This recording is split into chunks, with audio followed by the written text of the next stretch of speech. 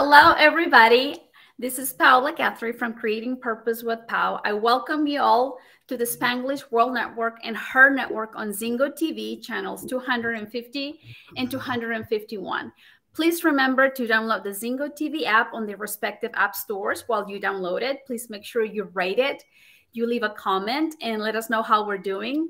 The app is totally free. Zingo TV is available in Google Chromecast, Amazon Fire TV sticks, Roku sticks, and also in all the smart TVs from 2016 and forward. Thank you so much for being here. And today I welcome Adriana Giraldo. She is a growth mindset leadership coach. And I am so happy because we're going to share a great conversation. So thank you for being here, Adriana. Thank you for having me here, Paul. I'm so excited to be here. So please share, a little bit about you so we get to know you more. Yeah, definitely. So I consider myself a body and mindset leader and educator. The modalities are various. I don't focus on one modality. I consider myself being a simple human that is passionate about the human being, and about exploring their potentiality. It's my passion encompasses movement, nutrition, just being in connection, and many people call it mind, body, spirit, and soul. But mainly those four buckets, and I'm really excited in terms of what things that have come up lately in terms of neuroscience, in terms of bringing all modalities and now into the light. So this is just great time for us. Awesome. So Yeah. please share with us, where did you find the purpose to follow this career? Oh, I love that question. So life in general. So all its transitions, its reiterations, right? From adjusting to coming from another culture, from health and mental challenges that I had to face myself, and career burned out. I spent almost 20 years in the corporate world, and all those made me realize that I was not fully my living potential, my full potential. I was living. There was more to life than what I was currently doing, and I personally believe that at some point we all go through this, and at different stages, right? And some people call it midlife crisis, some people call it different thing, but at some point we all ask ourselves, like, what the heck am I doing? What I'm doing make sense? Am I happy, or am I ever gonna get there? And there's a lot of reiterations in terms of that question. So, and the difference is between, and it's not about whoever is willing to take action or not, but it's actually acknowledging that, hey, things are not working. And I think that's the hardest piece, is many times coming to facing that reality, that is like, yeah, things that I thought were working and were supposed to be working, because in the eyes of everybody else they're supposed to be working, they're not working for me anymore. So my decision to pursue my passion was sincerely because I got tired of just living somebody else's life. In the eyes of everybody, we tend to compare ourselves, right? And yes, I had everything and everything seemed to be working, yet what I was doing was not fulfilling my cup. So that's what I decided to do, and then take that transition. And I know it was hard because you had to debate, like what you already built Right. versus to like, okay, Hmm. I have to start a new career. Hmm. So what helped you? Because sometimes we know, but Hmm. in order for us to make the decision Hmm. to take action, what was the catalyst that said, okay, I'm gonna do it? Oh my gosh. So for me, the biggest catalyst was being very clear that I no longer wanted to do that. And I think that's the first step, because we're all aware of what we don't want, right? We don't Mhm. want this, we don't want that. We are very aware of what we're running away from. So that became very clear. And I think that's what I wasn't clear about, right? I thought things were all the decisions that we're making were because I wanted to do them. But in reality, I was just moving away from things. I was running away from things that I didn't want to get, repeated. So it was not until I came to that realization that, like, you know what, I really want to go towards what I actually want. The biggest catalyst was to always show up. Didn't matter.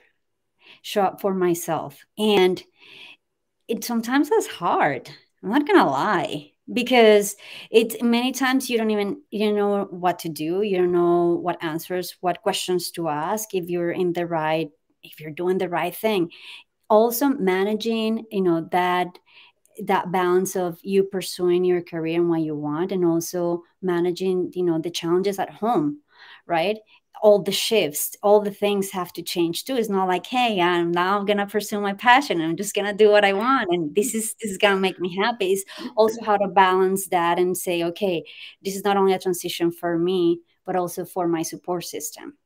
And being as clear and transparent to that, and believing that, yes, it might take time, but not shifting and pivoting like, yeah, maybe no, maybe yes. No, go for it. And I think that's the biggest piece. That's awesome that you have a good support system, and that you've seen, like, this is not for me anymore. It's not fulfilling. I have to show up for who I am, because whenever I truly believe that whenever you show up for yourself, then you are filling up that cup, and then you can show up even better for your loved ones. Yeah. That mm-hmm. And that's exactly right. No, thank you for bringing that up, because this is the other thing. One of the other motivators for me was I was not showing up not only for myself, but for my family as well. So if things start not going right into areas of of your life, then that's when things you need to start looking at things like, okay, your relationships are also not working, or they're not working in the way they used to work before, the way you want them. So what's happening? And I think that was also the biggest realization, is like, yeah, things gotta change now. Yes, and I bring this up because I admire Simon Sinek, for example. He's a huge role model for me to follow. But his idea, he says, no, it's like you have to help others first. But that's his story. He was probably already a step ahead of me. So he began helping coaching a friend, and that's how he figured out that your purpose. That's how he found his purpose, by helping others. So it's just your story and my story are similar, and it doesn't mean that it's wrong. It means that that's how we found the light, So that's such a beautiful piece, because this is the thing. Our story, everybody's story is different. And this is kind of one of the biggest, I think, challenge personal development and personal growth faces, is thinking that we all starting from the same point. We don't. We start from a different point, from a different, from different support systems. And I'm not talking not even, financial resources. I'm talking internal resources. We're all starting from a different place. And it's when we start comparing ourselves, like, well, maybe I could have, or maybe I should have, or maybe this is well, no, not really, because our stories are completely different. Our backgrounds are completely different. Our experiences, everything else is different. And it's when we try to accommodate our story to somebody else's, when we get lost. That's beautiful. I'm glad you brought that up. Yeah. Yeah, because it got me confused when I listened to his story. And I'm talking about Simon Sinek, he talks and he says, stop, thinking about me. He said, stop saying five steps to be happy. He's like, no, begin to think of how you can make others happy, which I totally, was like, yeah, let's, because when you make other people happy and you serve others, you release naturally that dopamine that is going to make you feel, fulfill for that moment, for the action that you're doing. I totally get it. But I'm like, hey, buddy, my story is different. I had to get the help. Somebody helped me and gave me the light. And that's why my story is, and what I like to share is similar to you. It's like, I had to pour love to myself first in order for me to continue to go and say, okay, you know, this is what I'm going to do, and have the strength, because your support system might say, yes, go for it. But outside your support system, they might look at you and like, did she hit her head? I don't know if you ever felt that. What is she doing? What is she doing? Yes, What yes. is she doing? So, so on your coaching, what is the most common challenge that you see that people, you know, have? So there are two main things that I've seen over and over again, and this could be coming from people that are, you know, in the corporate world or with entrepreneurs. I work a lot with entrepreneurs as well, and this goes back to identity, and then which it bleeds into career and purpose, right?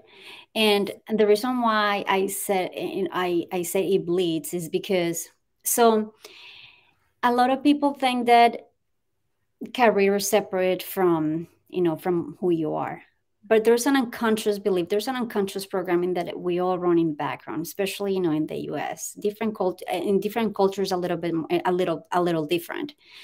So the biggest thing is their sense of identity, who they are. So yet, and, you know, now, and we're talking about people that are in their 30s, you know, 40s, 50s, 60s, even 70s.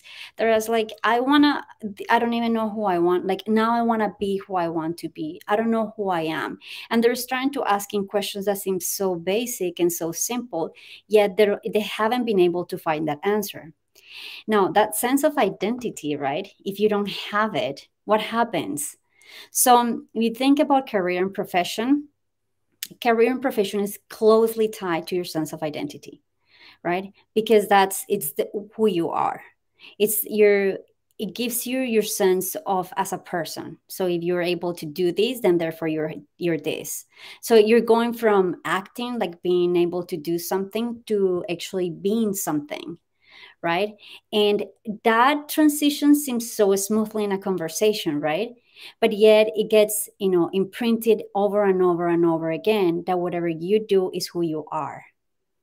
So when it gets to a point that you get burnt out and you say, I no longer want to be an account manager, a vice president, it doesn't matter who you know, I'm no longer want to be X, Y, or Z title, right? Then who in the heck am I? I have no idea. This is what I've been, you know, what I've been doing for years, or this is what I've learned to do. This is what I do best. This is what I can do best. I don't like it, but this is what, you know, what I can do. And, you know, this is so simple to test out. So think about, like, if you go to a networking event, a party, or even just a gathering, right? And you're meeting someone. What's the first question that you ask somebody? What do you do?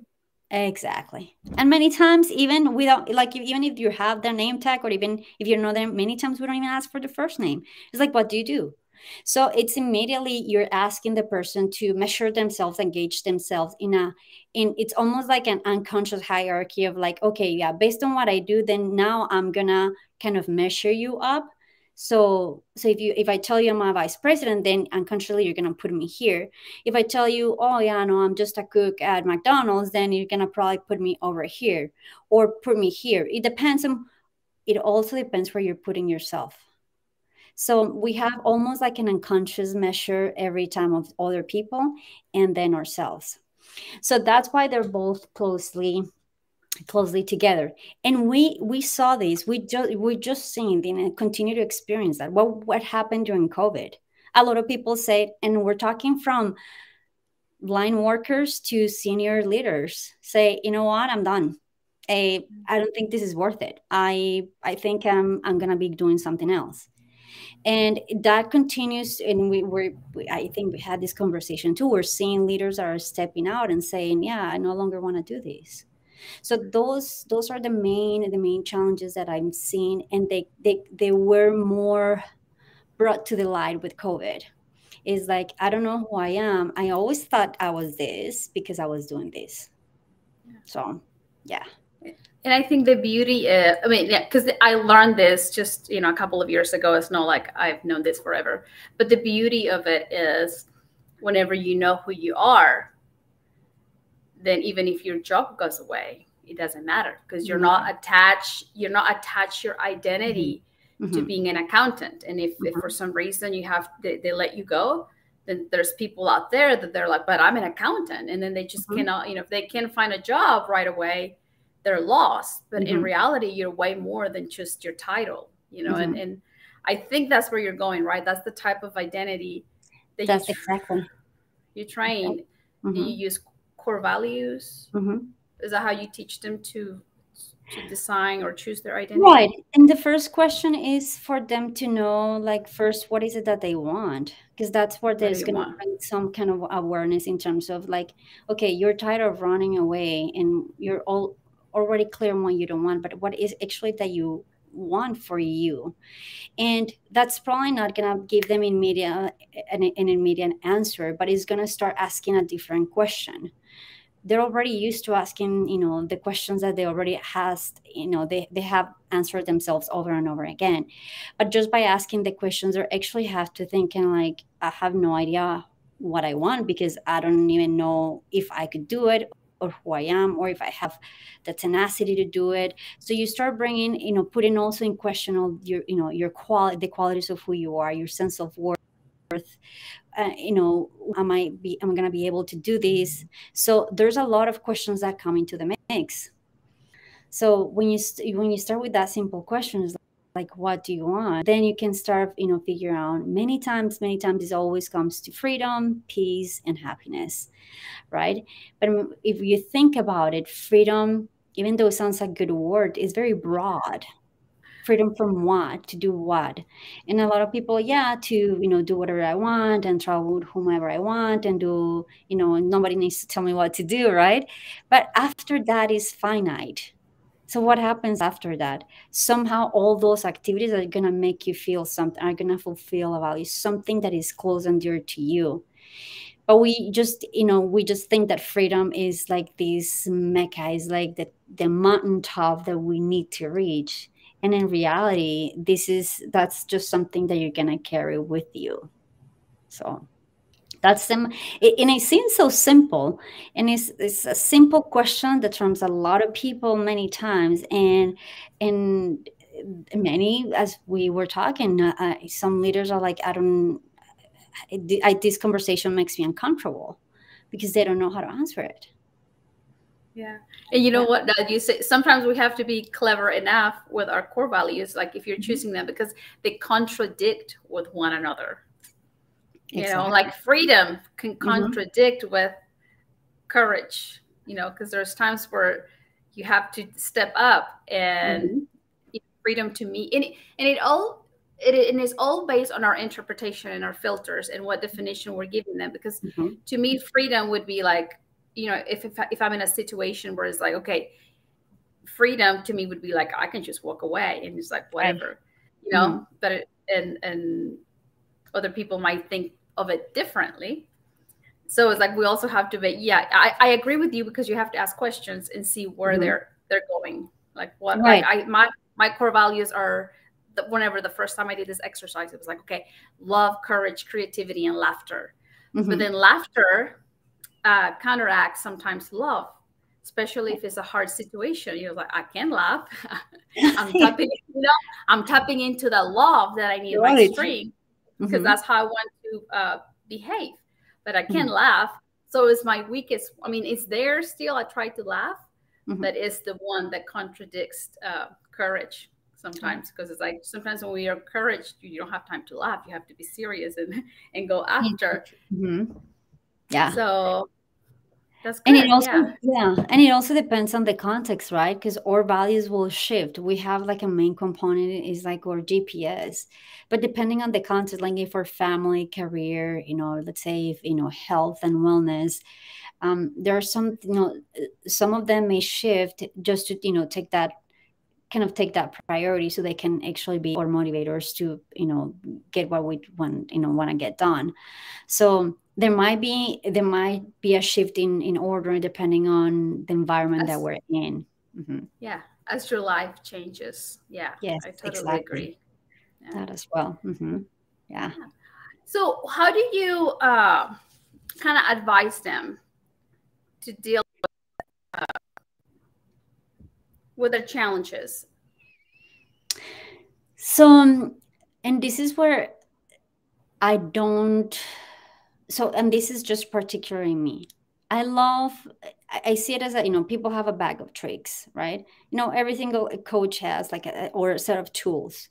Um, and I work with different modalities. For me, I gauge the person first, right? And many times the first thing to do is just to put pause and breathe and just ask them like simple questions like, what would happen if tomorrow you were not longer this person?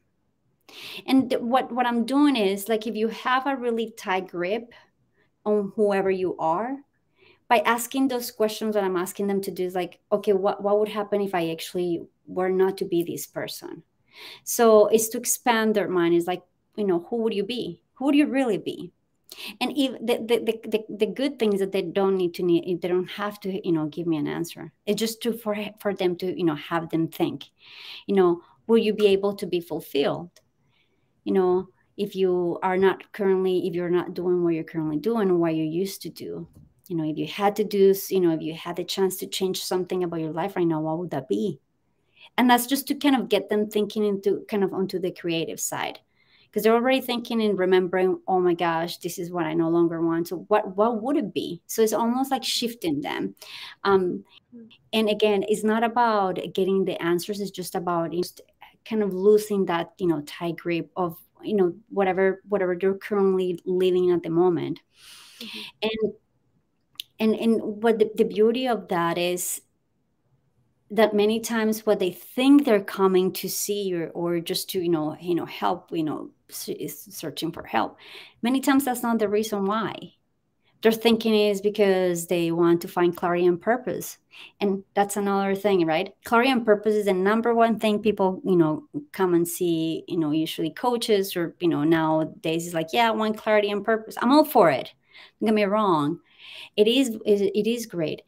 But the thing with clarity and purpose is, if you are looking to go for your purpose, but you don't have a sense of self-worth or who you are, how do you know where you're going?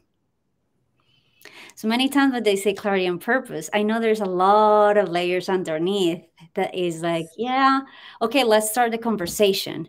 So it's more like a conversation to see what else is underneath and actually paying attention and listening to what they're saying. Because once you start seeing, how, what they're saying, what they're truly communicating, you start to figure out, yeah, that's clarity and purpose is just, it's just what you think you want. And then just by themselves start figuring out, yeah, I have no idea who do I want to be, or who am I? Yeah.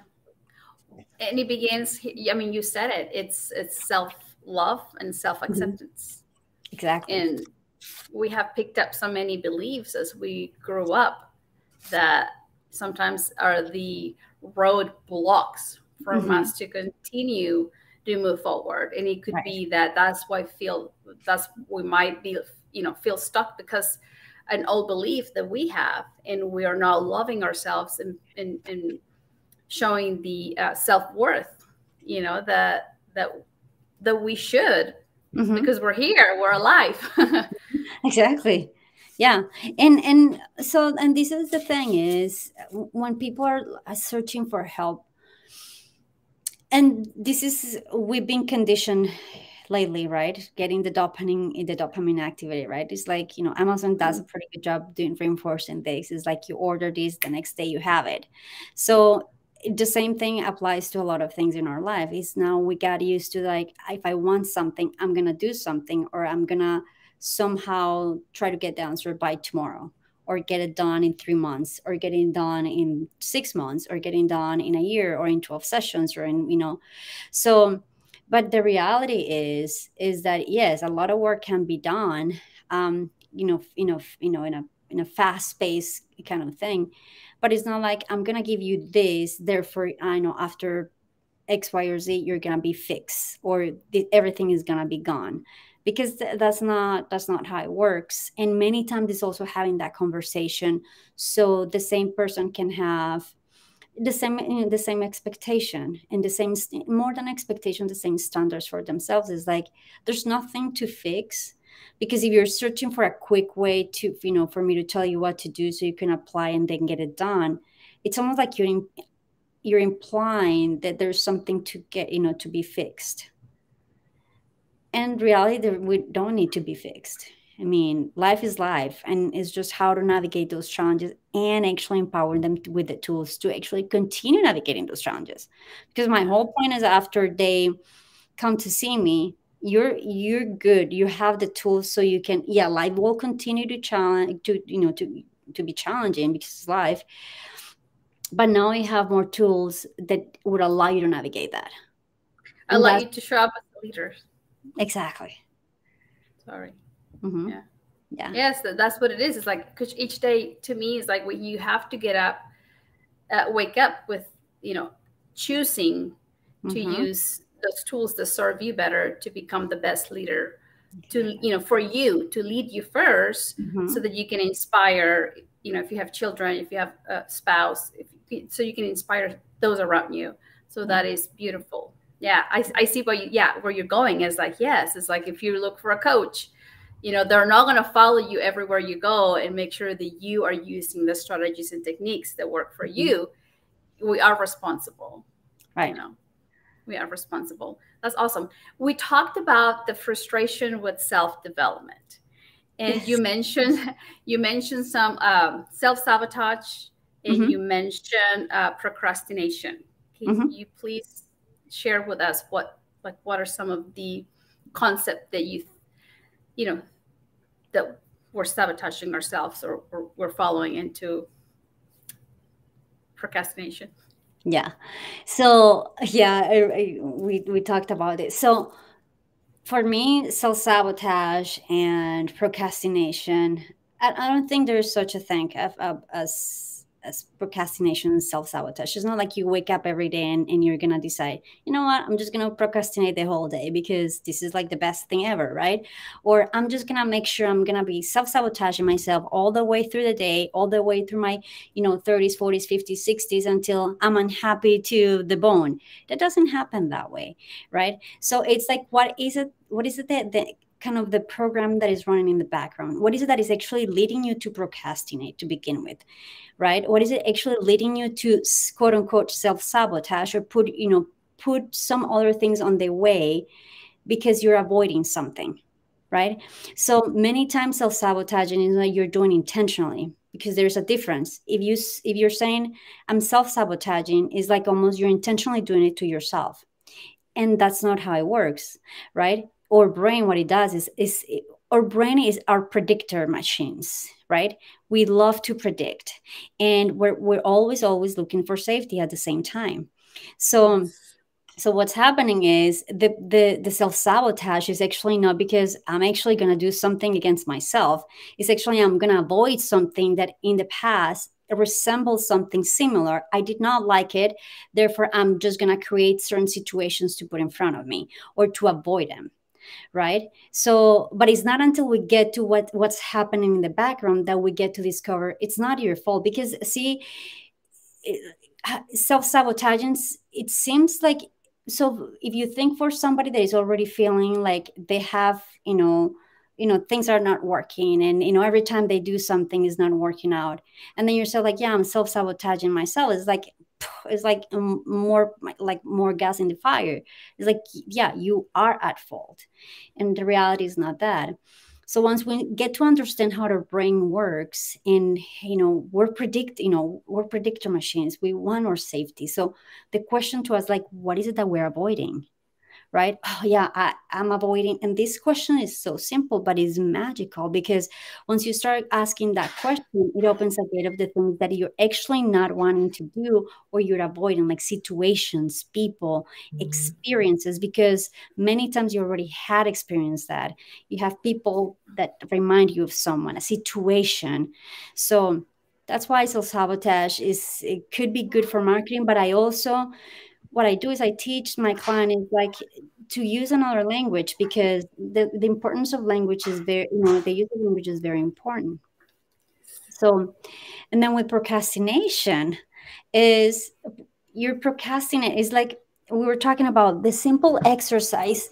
The simplest example is it's exercise, right? Everybody wants to kind of get in shape or whatever is it that they want to do in terms of health or fitness. So if you're doing an exercise that you absolutely hate, right? Like, okay, yeah, if the exercise of choice that I have to do is running, right? I'm gonna make sure I'm gonna not try to do that because I don't feel good. It's just uncomfortable. Is not all bodies are made for running.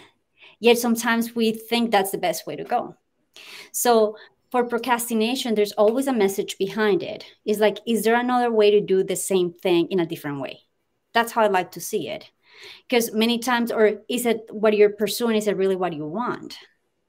Because many times we're pursuing, thinking that what we want is not even what we want. It's a perfect example. Success. Success it's a definition that is very subjective, and it could look different for a lot of people, right? But when a lot of people get into like, yes, I'm gonna go ahead and do this to reach XY, this type of success, they're doing something to do somebody else's type of success, not their own. So if you don't even clear what you want, you're doing somebody else's path. You might have to do things that you actually are not aligned with you. So of course you're going to create situations to say, no, I just don't want to do it because it's not bringing me any type of fulfillment. So it's getting underneath of what's truly happening when people are avoiding what get us to the true root of procrastination and self-sabotage. I love that. And I mean, there is such a fear of success.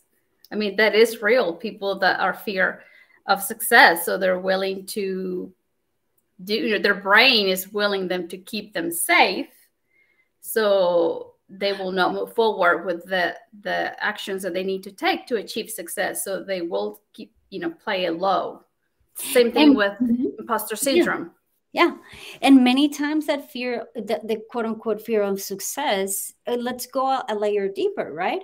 Is it really, that you're, you don't want the success? Well, maybe, no, of course you want it. But it's what implicates for you to reach that, because this is what happens. We play a movie in our head like really quick, especially when it comes to success. So let's say I want to be successful. I mean, for me, successful is having X amount of dollars, doing X, Y, or Z. And consciously, you already know that by reaching that, then there are relationships that are not going to continue to happen. You're going to have to do a lot of changes in your life. You're probably going to have to do things that you were doing are no longer going to be the same, especially when it comes to relationships. Many times you're going to either add relationships to your network or, maybe start, separating from that.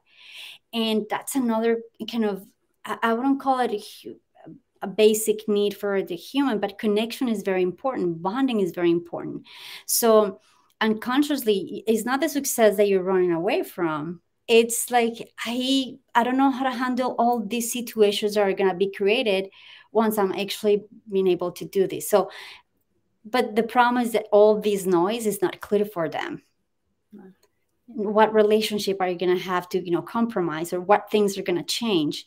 So it's easier to say, yeah, no, it's just that I'm afraid of success. But what's underneath? What's underneath all that, that big statement is because there's a lot of it underneath.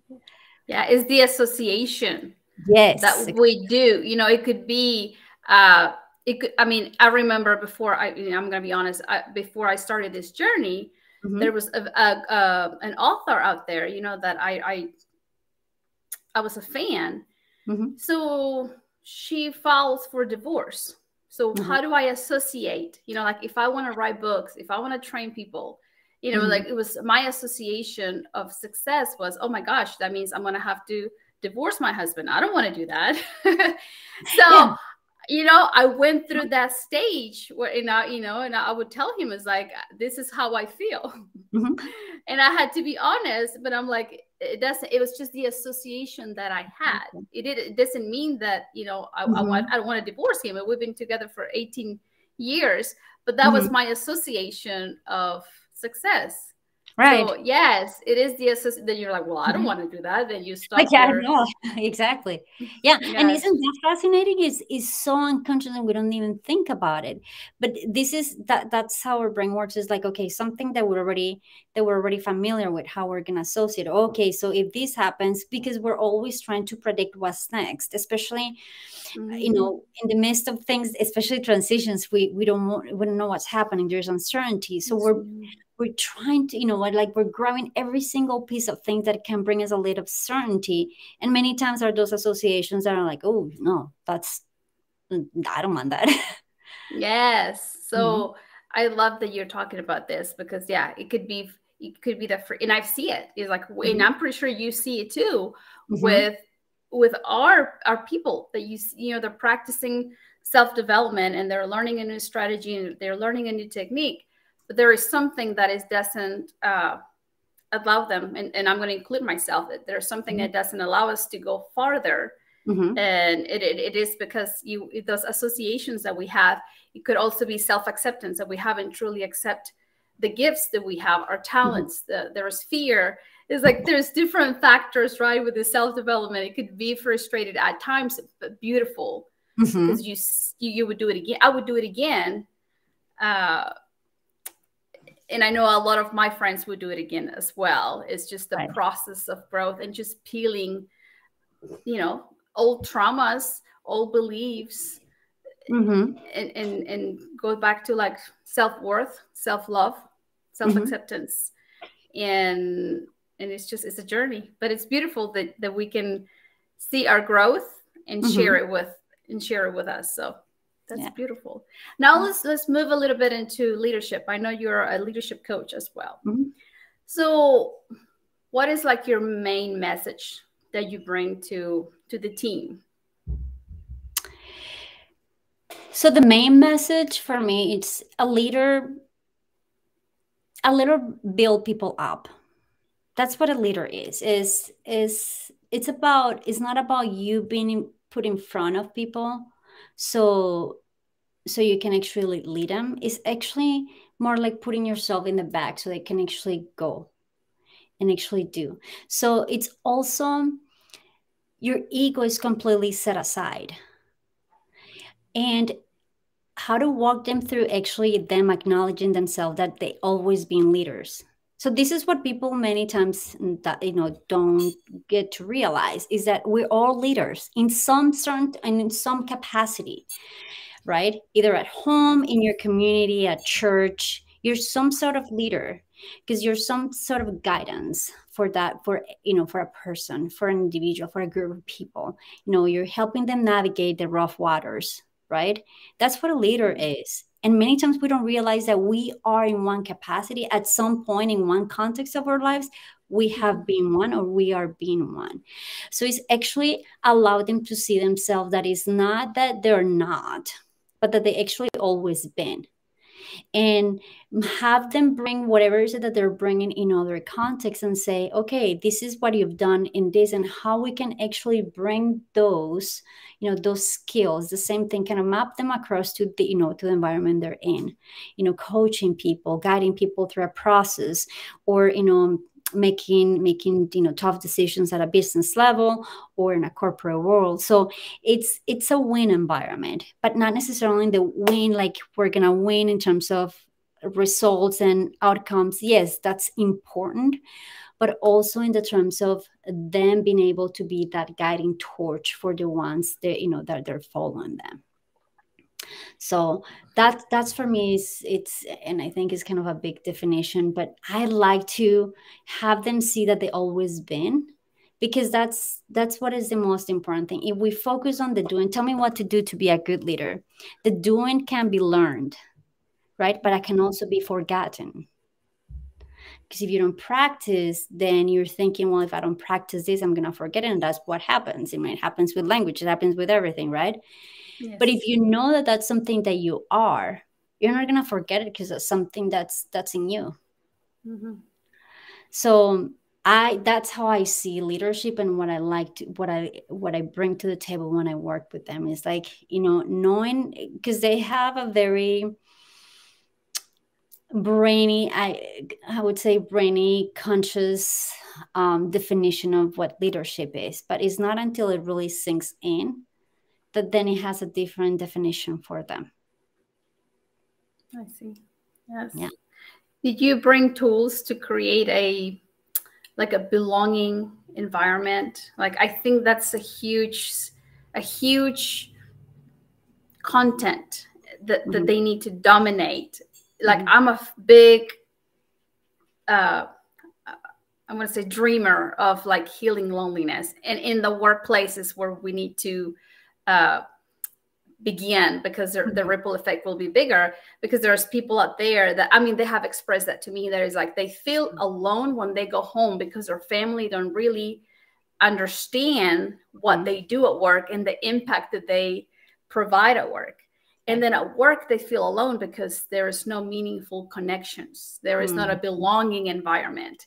Right. So like I am like a big dreamer Mm-hmm. about healing that, because I think that's fixable. We're all human beings, we all want that connection, Mm-hmm. we all want to feel loved, accepted. So do you bring any of that material to the workplace? I do. And I do exercise. I do, quick and simple exercises. And I call it brain exercises, right? And yes, it's good for them to write, but also it's a little bit of I bring them back to, not only I connect the mind and body together, because this is the thing. Doing the brain exercise and help them start making associations in terms of what's working and what's not working. So, and they're fairly quickly. I mean, sometimes it can take 5-10 minutes. And the whole point of doing this is to actually let them know that, because this is the primary things, we all want to be seen, heard, and being understood. We want to be seen, we want to be heard, and we want to be understood. Those are basics, right? And many times when we lost that connection is because one of those are not being met, or something got caught in the middle, right? Maybe they're not being seen by their boss's boss, or they're not being seen by their team, they're not being heard, or maybe this their communication, the message they're looking to provide is not being, is not being understood by them. Or in the same thing could happen at home. So it's for them to know that yes, they're being seen, yes, they're heard, they are being heard and they're being understood. And if they haven't felt that way, noticing what's happening, right, for them, and also with other leaders at the same time. So it's really cool to do this in a group, because many times you're only conscious about what's happening, what the environment is doing to us, right? Like, yeah, I'm not being seen when people don't care about me, but also what's your communication to the people around you, because maybe the person is being, is projecting that off because you're sending the same message. And the point of the exercise is not to point fingers. The point of the exercise is knowing that we're all in the same group, sharing the same thing. It's almost like it's not a fear, but it's like it's a very vulnerable environment, and it's sharing that we all, share those three common, basic things. Yes. And having that type of connection is so simple, but it's almost like they drop. It's like, yeah, we're all in the same boat in such Yes. a simple thing. And trust is huge, because if you know the trust, and we want, I mean, it's like as human beings, it's like if we know and if we sense that there is enough trust, Mm-hmm. then we're willing to open up for a relationship. Right. Right? It's like that trust has to be there, Mm-hmm. where it's like, I am here for you. Mm-hmm. And you see, like, having that reciprocity, whereas like I think that's where being heard, seen, and understood is a Exactly. huge keyword. Mm-hmm. Is like where you feel that there is that reciprocity, that is not only you Mm-hmm. talking or commenting, but they're commenting back, and Right. and that's what builds that relationship, and Mm-hmm. and it's so simple. Mm-hmm. It's so simple. Especially if you're in the corporate world, if you work from 8 to 5, that's your family. That's your work Mhm. family. Ex- That's and look, just many times, and to be quite honest, people are not spending only 8 hours a day. Sometimes they spend 8 to 10 hours, and depending on the type of job, especially if you're working with leaders, where they're really, especially senior executives, it's not 10 hours a day. It's more than that. It's being on the phone, being on calls, being on important calls. So they're being pulled, always being pulled, but they're not being fed back. So many times that's what happens, is like that connection is only like a one-way street. One So way. how, Yes. so how can we open those type of communications? And this is not to say that who's at fault, but many times it's just the pace of the environment doesn't allow that, for develop. And many times that's, when people come in, bring me in and say, okay, how can we make it sure Yeah. that's able and that can be opened up? How I like to say it is, it's very hard to read the label once you're inside the bottle, right? And many times, Hmm. if you're inside the bottle, like you're in the corporate world or doing, you're already in the problem, inside the problem, it's very hard to come up with a solution. Yeah. So it is good to bring somebody up and say, okay, I'm outside the bottle and I can actually read the label, and I can see what's happening. How can we make it happen? Yeah. Can we please start all over again? Exactly. Like, guys, I know you've been here for 5, 10 years, like, but can we please start all over Start, again? yeah, yeah. What That's was the super weird. president? Yeah, there was a American. I'm from Mexico, so I know there is a President Reagan. Mhm, That he said, "Can we please start all over again?" to a Russian president, and then the Cold War ended just by that simple mhm, phrase. Can we please start all over again? My name is, and it's like, mhm. if we could have that willingness to, Right. can we please start all over again? Uh, I don't know what happened. I don't know if I lost Adriana. Uh, okay. So, anyways, can you imagine that at workplace, if you've been there for years, and if we can practice was safe, the Cold War years ago, where is like American president spoke to the Russian president, and he gave him his hand. He said, "Can we please start all over again?" They shook hands, and they began a better political relationship. So, what if we can bring that to the workplace? If you feel like you've been there for so long and you might think that there is no change, what if there could be a change where you create that safe and belonging environment at the workplace? That would be amazing, because it is possible. And all begins is a trust. Whenever the American president said, "Can we please start all over again?" there was a sense of trust for them to for them to open up to our relationship. So let's just, reflect. And I don't know where you're at in the workplace, but it is time. It is time to heal loneliness. It is time to use, the simple techniques to implement the safe and belonging environment at the workplace. It could be a home as well, whatever you're at, uh, to just better relationships, because the quality of our life, and this is based on a Harvard study. They study a class that graduated, and they followed them for years. And whenever they age, they ask them, okay, uh what matter in life? Was it the degree? Was it the house? Hey, you're back. Yes, um, back. yeah, I was telling them that, like, and I know you know this, that the quality of the relationships that we have is truly what matters at the end of Mhm. life. It is not like how many houses we bought, how many cars, or how many degrees we accumulate. I mean, that's Mhm. awesome. High five for accomplishing that. Mhm. But deep down, through the research, I know you're familiar with the research from Harvard. It was how many relationships, and how meaningful they were, and the Right. impact that we created. So Right. yeah. It's the connection and the bonding, but that creates is it affects the whole body, right? It's not the neurochemical, Yes, everything. yes. If you're in a stressful environment, your immune system's going to go down, your nervous system, is going to deteriorate.